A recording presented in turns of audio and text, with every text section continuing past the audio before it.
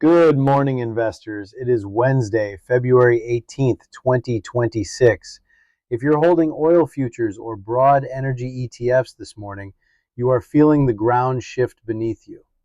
Yesterday in Geneva, the war premium that has kept Brent crude propped up above $75 for the last 3 months didn't just crack, it shattered. While the mainstream media is focused on the political theater, the real story is hiding in the commodities market. Following the conclusion of the second round of indirect talks between the U.S. and Iran yesterday, we have confirmation of general guiding principles for a new nuclear framework. The immediate reaction? WTI crude has broken support, trading below $63. Brent is fighting to hold $68. Why? Because the market is suddenly realizing that the threat of a Strait of Hormuz closure is fading, and without that fear, we are staring down the barrel of a massive 2026 supply glut. Today, we are going deep. We are going to analyze the specifics of the Witkoff-Arachi meeting, the Trump factor in these negotiations, and why I believe we are heading toward $50 oil by Q3. This is the Geneva pivot. Let's strip away the rumors and look at the verified data coming out of Switzerland. Yesterday, February 17th, the second round of indirect negotiations concluded. Now, indirect is key here. The U.S. delegation, led by Special Envoy Steve Witkoff and joined by Jared Kushner, did not sit at the same table as the Iranians. They were stationed at the Intercontinental Hotel, while the Iranian team, led by Foreign Minister Abbas Arachi, was at the Omani diplomatic mission. The Omani intermediaries, the unsung heroes of Middle East diplomacy, shuttled messages back and forth for nearly 4 hours. Here is the breakthrough. Foreign Minister Arachi confirmed to Iranian state TV that they have reached, and I quote, a general agreement on a set of guiding principles. What does that mean? Enrichment caps. Iran has seemingly agreed to dilute its 60% enriched uranium stockpile, the stuff that is days away from being weapons grade. Sanctions relief. In return, they are demanding immediate relief from the financial stranglehold that has crippled the rial. The red line. However, Arachi made it clear, Iran will not discuss its ballistic missile program or its axis of resistance proxies in this specific framework. This is a classic kick the can strategy. They didn't sign a treaty. They agreed to keep talking.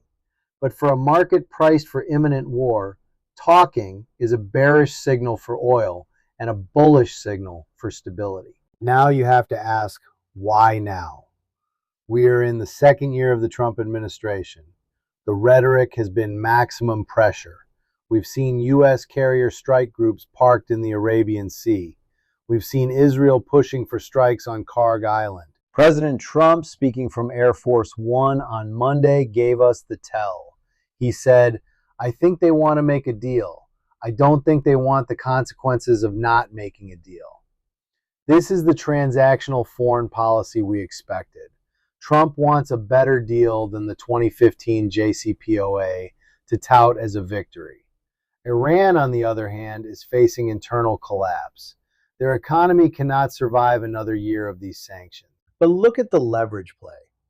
Just as talks were starting, Iranian state media announced a temporary closure of parts of the Strait of Hormuz for military drills.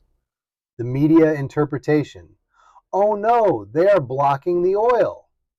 The Rodrik interpretation, it was a bluff, a feint. It was Iran reminding the West, we can strangle the global economy if we want to, right before they sat down to negotiate. The market didn't buy it this time. The algorithmic traders saw the drills for what they were, leverage, not war. Let's move to the money. This is where your portfolio is at risk. For the last 6 months, oil has been trading on a war premium. Roughly $10 to $15 per barrel was priced in strictly based on the fear that Israel would bomb Iranian oil fields or Iran would close the strait. With the Geneva guiding principles in place, that premium is evaporating. And what is it revealing underneath? A structural disaster for oil bulls. The data China, demand is flatlining. The latest PMI numbers from Beijing show manufacturing contraction. They aren't buying like they used to. Non-OPEC supply. The US, Guyana, and Brazil are pumping at record levels. The forecast. Leading agencies are predicting a supply surplus of over 2 million barrels per day in 2026. If the geopolitical fear is removed, there is nothing stopping WTI from testing $60. If $60 breaks, we are looking at a flush down to 50 or even 45 by late summer. Avoid upstream exploration companies with high break-even costs, e.g. smaller shale players. Watch refiners like Valero, VLO, or Marathon, MPC. Lower input costs, cheap crude, usually boost their margins, provided demand doesn't totally collapse. Finally, let's look at the defense sector. Stocks like Lockheed Martin, LMT, and RTX Corp, RTX, have seen a slight pullback, a peace dip on the news of the talks. Don't be fooled. Even with the nuclear deal, the U.S. military buildup in the Middle East isn't going anywhere. The guiding principles do not cover Iran's ballistic missiles. Israel is still on high alert. The backlog for defense contractors is at record highs due to global rearmament, not just the Middle East. The strategy. If you see a 5 to 10% correction in the iShares Aerospace and Defense ETF because of peace in our time headlines, treat it as a buying opportunity. The secular trend for defense is up, regardless of what happens in a hotel room in Geneva.